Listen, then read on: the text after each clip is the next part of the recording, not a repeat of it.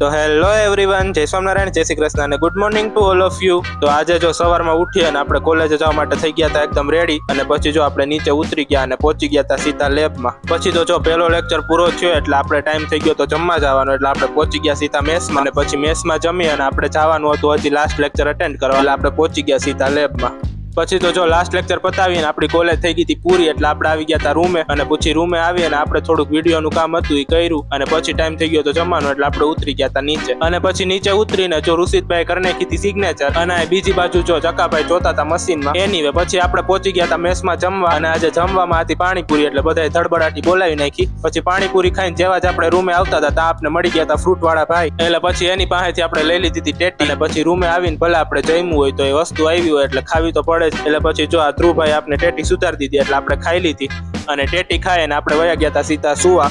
તો મળીએ કાલના નવા વિડીયોમાં, ત્યાં સુધી જય સ્વામિનારાયણ, જય શ્રી કૃષ્ણ અને ગુડ નાઇટ.